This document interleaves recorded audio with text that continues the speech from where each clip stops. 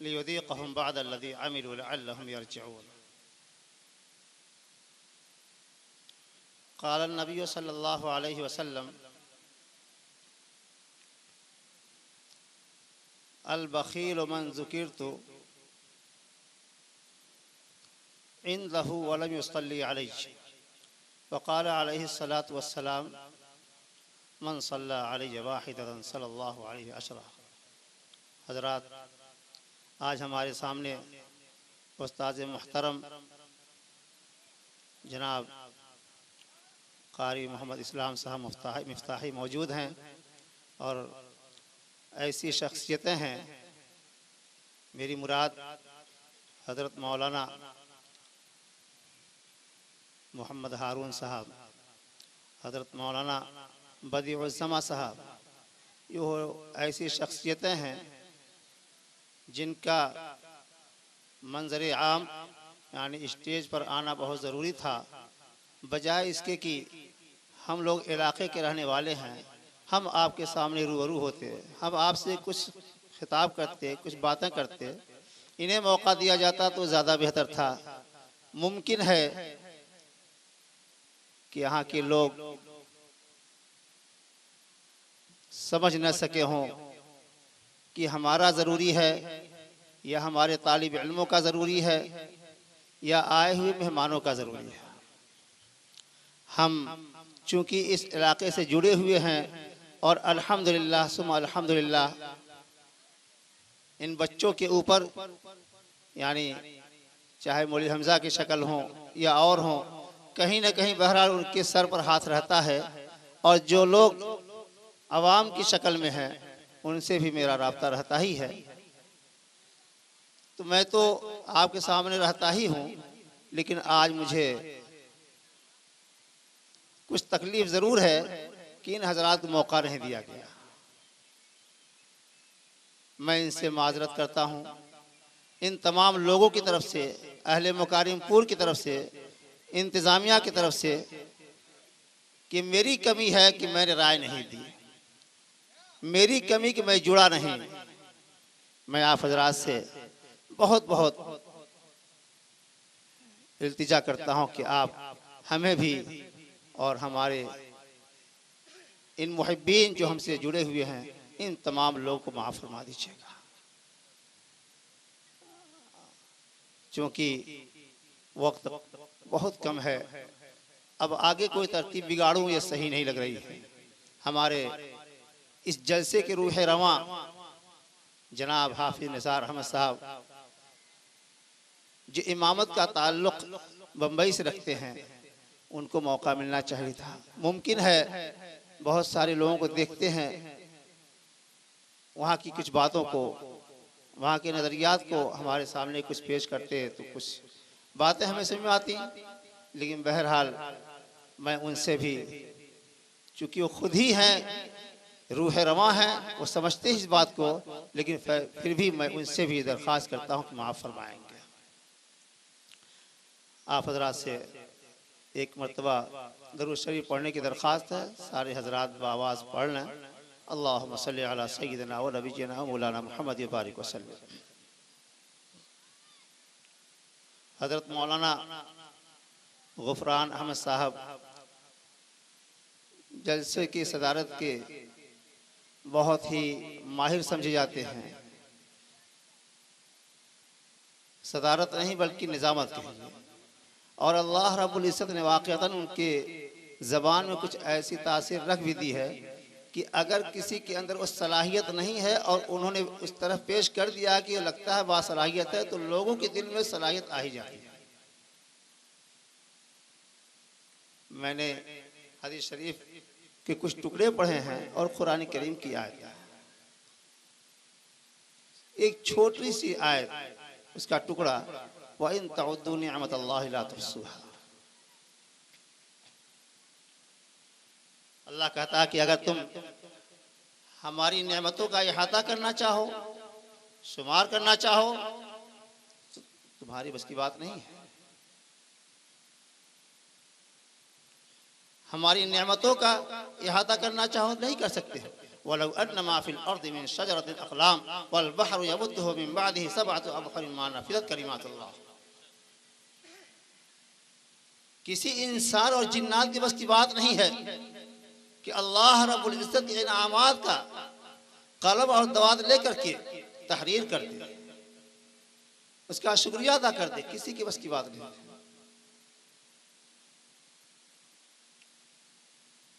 एक हदीस है, मन रआ मिनकुम मुनकरन फलयुग़य्यिरहु बियदिही वमन लम यस्तति' फबिलिसानिही वमन लम यस्तति' फबिक़ल्बिही वज़ालिका अज़अफ़ुल ईमान औ कमा क़ाल अलैहिस्सलातु वस्सलाम। हदीस शरीफ का मफ़हूम ये है, अभी चूँकि मोबाइल के बारे में आपने सुना कि जो बेहयाइयाँ और बुराइयाँ फैल रही हैं मोबाइल के ज़रिए से। बुराइयाँ पहले भी थीं, आज कुछ बढ़ गई। ये वाक़या है कि मोबाइल की देन है। हर कमाई मोबाइल से नाजायज़ हो ऐसा नहीं, और मैं समझता हूँ जो पैसा नहीं कमा रहा मोबाइल से उसी को ख़राब लग रहा है। जो कमा रहे हो तो हमसे आग मसला पूछ रहे, मौलाना हम इस तरीके से पैसा कमा रहे हैं, क्या जायज़ है?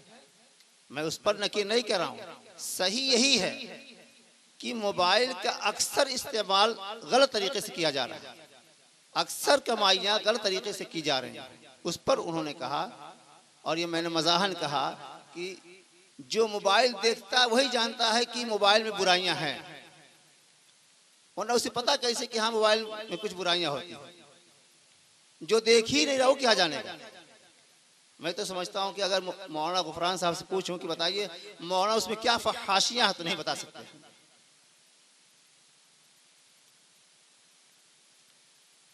ये एक चुटकुले की बात, वाकया यही है कि मोबाइल से बुराइयां फैल रही हैं। अला कुल्लुकुम राइन व कुल्लुकुम मसऊलुन अन रइयतिही औ कमा क़ाल अलैहिस्सलातु वस्सलाम। मोबाइल दिया किसने? क्या कोई बच्ची खरीद के लाई अपने से? उसने कोई धंधा कर रखा, कोई दुकान खोल रखी है? जाहिर है किसी बाप ने दिया, किसी भाई ने दिया। अल्लाह के नबी सल्लल्लाहु अलैहि वसल्लम क्या फरमा रहे हैं, सुनो। तुम में से हर एक चरवाहा, कोई भैंस चराता है, कोई बकरी चराता है, उसे कहते हैं चरवाहे। यहाँ एक मिसाल दी है कि हर एक अपने मातहतों का चरवाहा है। अगर अपने मातहतों की अच्छी निगरानी नहीं की तो क़यामत के दिन अल्लाह रब्बुल इज़्ज़त के वहाँ उसका गिरबान पकड़ लिया जाएगा। आज इस जलसे को देख करके और यहाँ की शख्सियतों को देख करके तबीयत बहुत खुश हो रही है।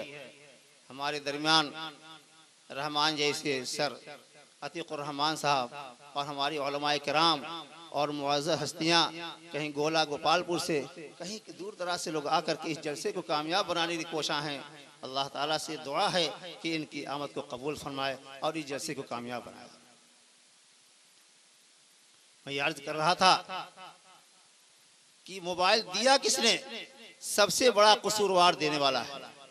क्या ये माएँ नहीं समझती हैं? ये बाप नहीं समझ रहा है? ये माँ नहीं समझ रही है? भाई नहीं समझ रहा है कि हमारी बहन, हमारी बेटी, हमारी बहू छत पर घूम करके बात क्या कर रही है? क्या कुरान की तिलावत कर रही है? कुरान करीम की तिलावत कर रही है? तन्हाई में क्या बात कर रही है?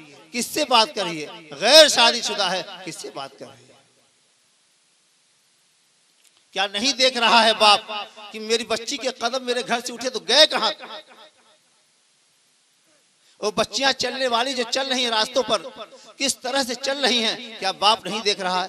भाई नहीं देख रहा है? माँ को नहीं पता है कि मेरी बच्ची कहाँ जा रही है? मैं राजे सुल्तानपुर एक जगह गया था, तो एक लड़का अपनी भाभी से कुछ मजाक कर रहा है। तो माँ कह रही है, देखा तो दुल्हन, बबुआ मजाक के लायक हो गया, उसे शह मिल रही है। माँ का इसमें दखल है कि अपने बेटे को इस बात पर उकसा रही कि बुराई पर आमादा हो। इसीलिए कहते हैं पहली तरबियत माँ की गोद है। तो हर चरवाहे से पूछा जाएगा कि तुमने अपने मातहतों के बारे में, अपने मवेशियों के बारे में, तुम्हारे हाथ में डंडे क्यों नहीं थे कि तुम्हारी बकरी किसी खेत में चर रही थी, क्यों नहीं तुमने डंडे से उसे हाँका? तुम्हारी बच्ची किसी गैर के साथ जा रही थी, तुम क्या कर रहे थे? तुमने अपनी आंखों को क्यों बंद कर रखा था? और एक हदीस मैंने वो पढ़ी थी, मन रआ मिनकुम मुनकरन फलयुगय्यिरहु बियदिही। इसमें अल्लाह के नबी सल्लल्लाहु अलैहि वसल्लम फरमा रहे हैं कि जो कोई बुराई देखे, अगर उसके पास ताकत है तो डंडे से रोक दे। आज हम मुसलमानों के अंदर से ये ताकत तो खत्म हो चुकी है। हम मुसलमानों नहीं बल्कि ये कहीं सबके अंदर से ये ताकत खत्म हो चुकी है कि कोई किसी बहन को, किसी की भाई, किसी के भाई को, किसी के लड़के को किसी बुराई पर उसको रोके, डंडे से रोक, ये किसी की बस की बात नहीं है। हाँ, ये पुलिस का महकमा इस हदीस पर अगर देखा जाए, मिन वजह कोई बुराई हो रही है तो अपने डंडे से रोक देता, उसके पास ये ताकत है। हम उलमा के पास क्या ताकत है? बस चिल्लाना माइक पर आकर के या और किसी तरीके से, कितनी ही ताकत है। और वो बूढ़े जिनके पास कोई ताकत नहीं है, अब क्या करेंगे? जब तक जवानी थी तब तो नहीं समझा, आज रोते हैं, मिलते हैं तो रोते हैं खौफ खुदाबंदी की वजह से। आज किसी लायक नहीं है तो मस्जिद ही में तो जाएंगे, और कहाँ जाएंगे? किसके पास कोई बैठाएगा नहीं, बूढ़ों को तो कोई बैठाएगा नहीं। सब लोग कहते हैं हटो यहाँ से, इनके पास हटो, वो कहाँ जाएंगे बेचारे? मस्जिद जाएंगे। तब वो बुराइयां देख करके कुढ़ते हैं। असल में उनके दिल में तकलीफ होती है, ये बच्चा या ये जवान किसी बुराई की तरफ माइल हुआ, ये कुढ़न पैदा होती है। अगर ये कुढ़न बाकी है, यकीनन किसी न किसी दर्जे में ईमान बाकी है। हालांकि वह बुराई माजी में कर चुके हैं। हमने इसी मजलिस में देखा है, ऐसे ऐसे बूढ़ों को देखा है जो जवानी में किसी को कुछ समझा नहीं था, न किसी की बातों की कोई अहमियत दी, लेकिन आज जब वो आखिरत की तरफ करीब हो रहे हैं, मरने से करीब होने, ये महसूस हो रहा है कि आखिर में चल के बुढ़ापे के बाद अब मौत ही आएगी, अब उनकी मोहब्बत बढ़ती जा रही है। जो किया है उस पर अफसोस हो रहा है, जो नेकी करने थे नहीं किया उस पर अफसोस हो रहा है। लोगों से मिलने जुलने में ऐसी मोहब्बतें आ रही, ऐसी मोहब्बत हो रही है कि रोना आ जा रहा है। इसीलिए मेरे मोहतरम बुजुर्गों और दोस्तों, हम तमाम लोगों को अपनी जवानी में अमाल करने की कोशिश करनी चाहिए। कुरान ने कहा, ज़हरल फसाद फिल बर्रि वल बहरी बिमा कसबत ऐदिन नास। आज इस जमाने में जो हालात आ रहे हैं, याद रखिए, हुकूमत कोई भी हो, हुकूमतों के बदलने से हालात नहीं बदल सकते। लिख लीजिएगा इसको। हम ये कहते हैं कि ये हुकूमत नहीं, वो हुकूमत, कोई हुकूमत आए, हालात नहीं बदल सकते हैं। अगर हालात को बदलना है तो अपने दिल के अंदर नेकियां पैदा करनी होंगी, अपने अंदर आमाल पैदा करने होंगे। हमें रसूलुल्लाह सल्लल्लाहु अलैहि वसल्लम की सुन्नत पर अमल करने होंगे। हमारे आका ने क्या समझाया है, किस तरीके से आपने जिंदगी गुजारी, आप हर मैदान में देख लीजिए, चाहे इस दिवाजी जिंदगी हो, अखलाकियात हो, इबादियात हो, मामलात हो, हर मैदान को देखें, हमारी आका की जिंदगी कैसे गुजरी है। हालात को बदलना है तो पहले हमें बदलना होगा। हम किसी को कसूरवार न समझें। आपको बताऊं, करीब में मेरे ख्याल में 4-5 किलोमीटर दूर होगा, एक बाबू साहब करके हैं, मेरे ख्याल में इंद्र प्रताप चंद कहे जाते हैं। उनका दूसरा नाम जिससे मशहूर मारूफ हैं वो नहीं मैं लेना चाहता।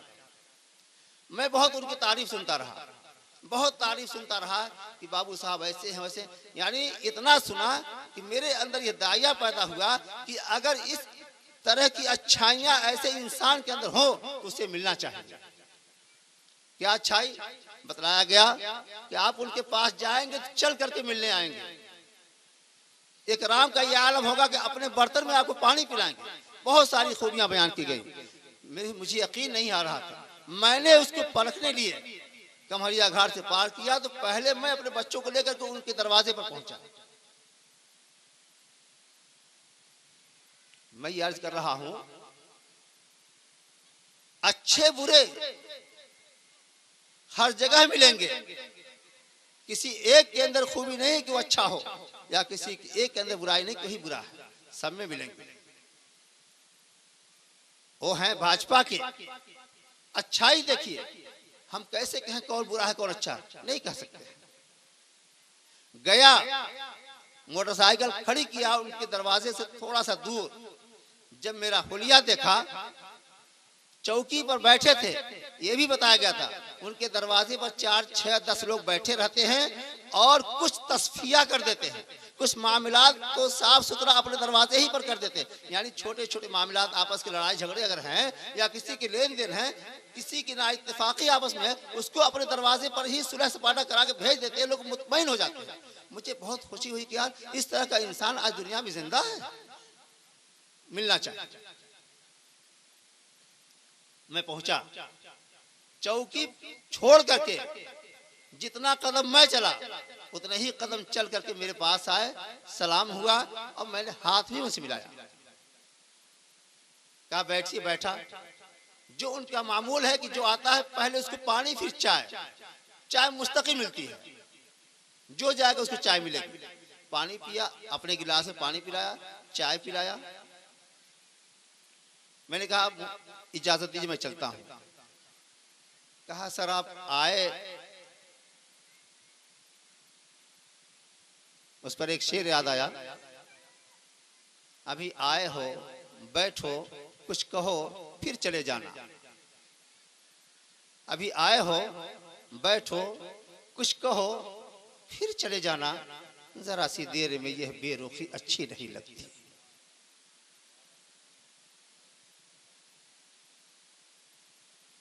जरा सी देर में यह बेरुखी अच्छी नहीं लगती। कहा सर आप आए और जा रहे हैं, कुछ आपने कहा नहीं। मैं इंतजामिया से दरख्वास्त करता हूं, खास तौर से मोहम्मद सलीम आधार सेंटर, कि ये महकमा जो हमारे और आपकी निगरानी में है उनका ख्याल करें, उनके चाय पानी का इंतज़ाम करें। ये खुश्की कब तक चलेगी?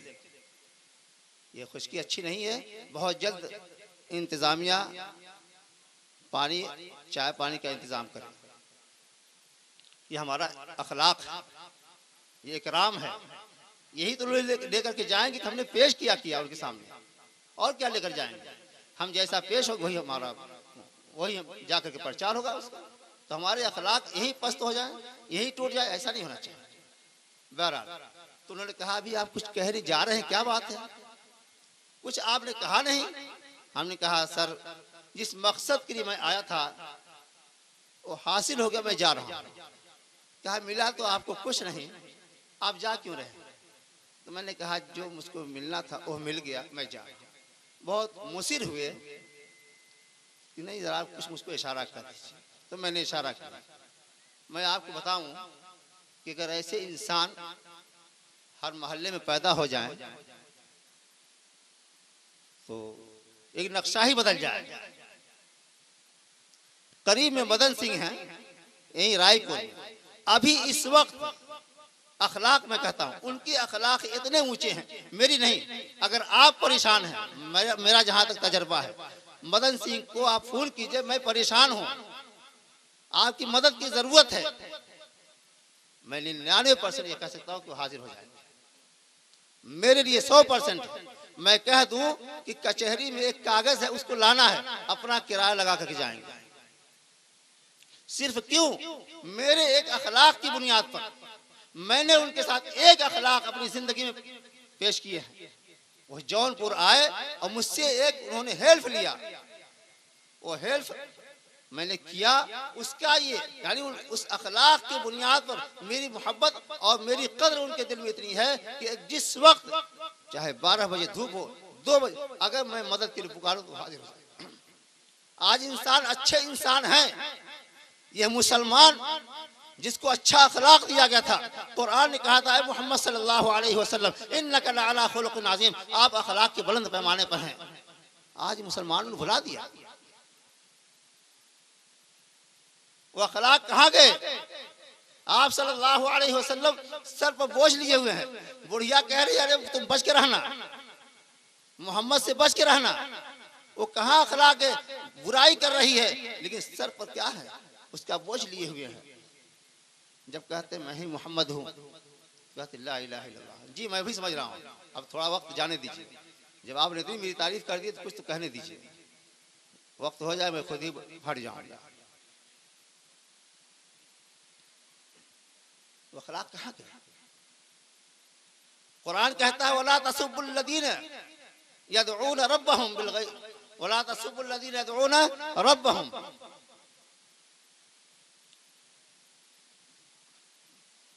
वला तसुब्बुल लदीना, नहीं ये नहीं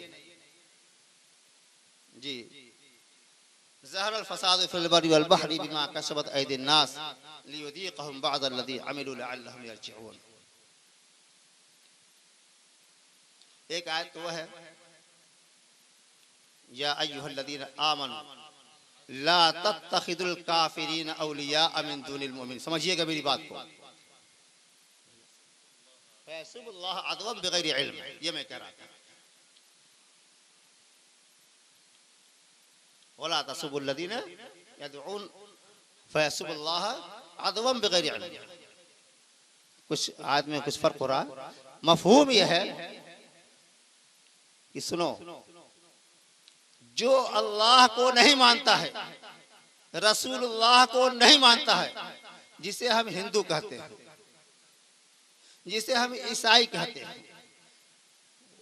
ईसाई तो अल्लाह को मानते हैं हद दर्जा तक, लेकिन मैं खुले लफ्जों में कहूं कि एक गैर मुस्लिम जिसे हम हिंदू कहते हैं, बिरादरे वतन है, कुरान कहता उन्हें बुरा मत कहना, कभी भी बुरा मत कहना।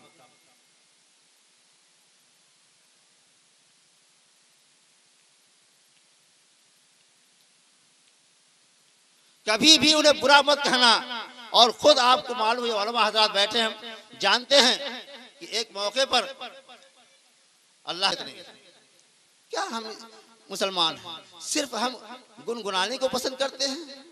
एक आयत की तफसीर सुनने के लिए बसरा से बगदाद जाते थे हजरत मुफ्ती अजीजुर रहमान साहब रहमतुल्लाह अलैह। गौर से सुनिए,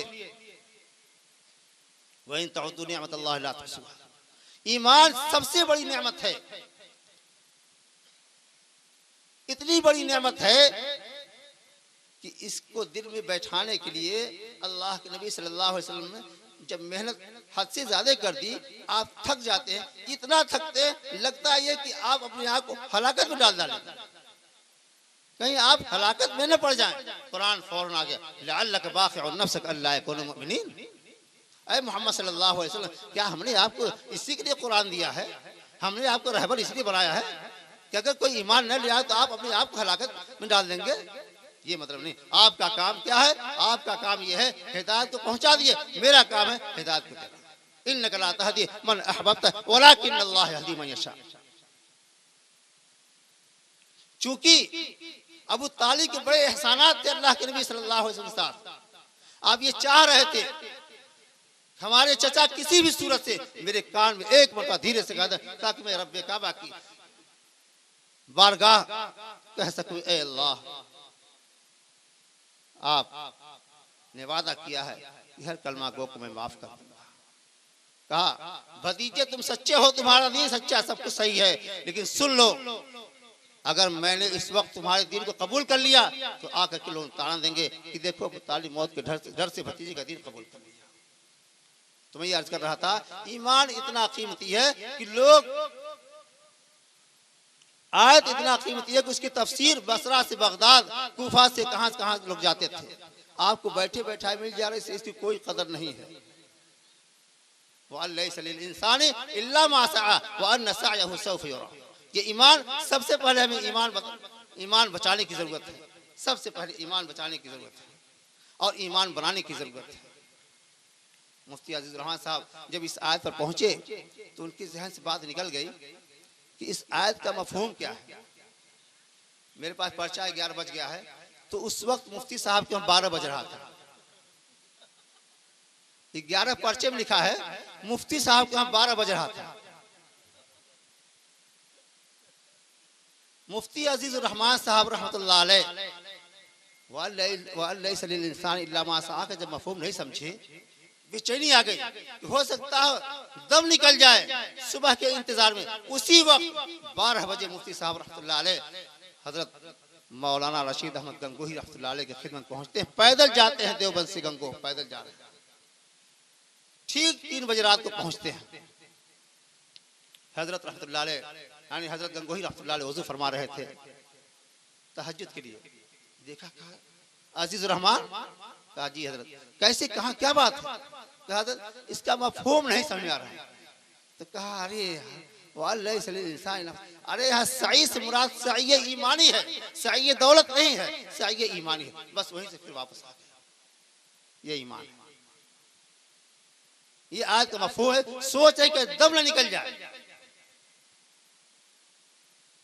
और बुराई की हदीस मैंने पढ़ी थी, बुराई वो बहुत आम हो चुकी है, इसलिए मैं अपने अपने गार्जियन खास तौर से अहले मुकारिमपुर और आए हुए हजरात से दरख्वास्त करता हूँ कि देखिए कुरान बहुत साफ ऐलान करता है, कुल लिल मुमिनीन यगुद्दू मिन अबसारिहिम, कुल लिल मुमिनीन यगुद्दू मिन अबसारिहिम व यहफज़ू फुरूजहम। दोनों को तंबीह है, मर्दों को भी है, औरतों को भी है। अल्लाह ने कहा मोहम्मद सल्लल्लाहु अलैहि वसल्लम मर्दों से कह दीजिए अपनी निगाहों को झुका लो। हमारा मामला क्या है? हमारा मामला ये है कि अगर कोई ऐसी जगह है जहां से अल्लाह के नबी मना फरमा रहे वहां नहीं देखना है, तो बार बार हमारी निगाह वहां उठती है। औरतों के लिए कहा वलियज़रिबन बिखुमुरिहिन अला जुनूबिहिन वक़ुल लिल मुमिनाति यग़ुज़्ज़ुन मिन अबसारिहिन। उनसे कह दीजिए, औरतों से कह दीजिए अपनी निगाहों को पस्त कर, अपने सीने के ऊपर दुपट्टे को डालना, किसी को अपनी तरफ माइल होने न दें। लेकिन आज के इस मॉडर्न दुनिया में ये बहला रही हैं, फुसला रही हैं। अगर इनको जिस दर्जे में अल्लाह के नबी ने रखा था, अगर ये घर में रहती, माँ बाप के तरबियत में रहती, बाहर न निकलती, इनकी जरूरतों को खरीदो फरोख्त को भाई बाप कर लेता, तो आज इनको जरूरत न होती बाहर निकलने की। और जब ये बाहर न निकलती तो किसी गैर महरम की निगाह उनके ऊपर न पड़ती। इन सब के बारे में माँ बाप से पूछा जाए। अल्लाह ताला अपनी रहमत से हम तमाम लोगों को हुज़ूर पाक सल्लल्लाहु अलैहि वसल्लम की एक एक सुन्नत को सीख करके उस पर अमल की तौफीक नसीब फरमाए। ये दरूद शरीफ पढ़ लीजिए, अल्लाहुम्मा सल्ली अला सय्यिदना व नबिय्यिना मौलाना मुहम्मद व बारिक वसल्लम। आज मैं इतना आप लोगों के सामने कह देना चाहता हूँ कि दोबारा मुझको न बुलाएं लोग। मैं बहुत इसरार किया मुझको न बुलाइए, लेकिन बुला लिया लोगों ने, तो इतना कहूँ कि अब इसके बाद न बुला। मैंने हदीस शरीफ दरूद शरीफ के बारे में पढ़ा था, सबसे बड़ा बखील वो आदमी है अल बखील मन ज़ुकिरतु इंदहु व लम युसल्ली अलैहि। हम लोग बखील किसको समझते हैं? जो पैसा न खर्च करे, चाय न पिलावे। इस दौर का सखी मोहम्मद सलीम है। गाड़ी बिक जाए, अपने बिक जाए, कोई बात नहीं, लेकिन नॉन स्टॉप में ही नाश्ता पानी होगा। तो बखील उसे नहीं कहते हैं जो चाय न पिलावे। अल बखील मन ज़ुकिरतु इंदहु व लम युसल्ली अलैहि। बखील उसके बारे में फरमाया अल्लाह के नबी सल्लल्लाहु अलैहि वसल्लम कि जिसके सामने लफ्ज़ मोहम्मद, लफ्ज़ अहमद, मुस्तफ़ा तस्करा हो और अपनी ज़बान पर सल्लल्लाहु अलैहि वसल्लम भी न ला सके। और क्यों नहीं नाराज होंगे? जिस उम्मत की खातिर सबकी कुर्बानी दे दी, सबको छोड़ दिया, ताइफ की सऊबतों को बर्दाश्त किया, लौला नुज़िल हाज़ल कुरान अला रजुलिन मिनल क़रयतैन अज़ीम। एक तबका होता है वो कहता है मोहम्मद तुम दावा करते हो मैं मोहम्मद रसूलुल्लाह हूँ, इतना बड़ा कलाम तुम्हारे ऊपर उतरा है। लौला नुज़िल हाज़ल कुरान अला रजुलिन मिनल क़रयतैन, क्या तुम ही रह गए थे? मक्के का एक यतीम ही मिला था अल्लाह को कि उसके ऊपर कुरान को नाज़िल करता। यक़ूलून इन्ना लतारिकू आलिहतना लिशाइरिन मजनून। तुम जैसे पागलों के कहने की वजह से क्या तंज करें, क्या चोट मार रहे हैं। आप गए उनकी हिदायत की खातिर कि अल्लाह उनको हिदायत दे दें और कहते हैं तुम जैसे पागलों की वजह से हम अपने माबूदों को पूजना छोड़ देंगे। एक तबका उभर करके आता है आपको पत्थर मारता है, इतना मारता है लहूलुहान होकर के आपके नाले मुबारक खून से भर जाते हैं। आप बैठ जाते हैं, उठाते हैं, फिर मारते हैं, फिर बैठ जाते हैं, फिर उठाते हैं, फिर मारते हैं और कहते हैं अल्लाहुम्मा हदी कौमी फ़इन्नहुम ला यअलमून। फरिश्तों की मदद आ जाती है। फरिश्ते कहते हैं अगर आप चाहते हैं इन दोनों पहाड़ों को आपस में मिला दो, चूर हो जाए। कहा नहीं, अल्लाहुम्मा हदी कौमी फ़इन्नहुम ला यअलमून वमा अर्सलनाका इल्ला रहमतल लिल आलमीन। अल्लाह ने मुझको ये लक़ब दिया है, मैं रहमतुल लिल आलमीन बनकर के आया हूं। मैं सबके लिए, दोस्तों के लिए, दुश्मनों के लिए, अपनों के लिए, गैरों के लिए, सबके लिए रहमत बना करके भेजा गया। आखिर दावाना अल्हम्दुलिल्लाह रब्बिल आलमीन। ये अच्छी बात नहीं लग रही है कि कान फुसकी हो रही हो और मैं बोलता जाऊं। अल्लाह हमें भी माफ़ फरमाए और आप तमाम लोगों को माफ़ करने की तौफीक नसीब फरमाए। हम आखिर में अपने पुलिस महकमा का शुक्रिया अदा करता हूं कि आपका कीमती वक्त यहाँ लग रहा है। अगर हमारे इकराम में किसी भी तरह कोई कमी और कोताही हो रही हो तो आप माफ़ फरमाएंगे इंशाअल्लाह। सुबह इंशाअल्लाह हम उसका किसी भी एतबार किसी भी सूरत से इज़ाला कर देंगे। वाखिर दावाना।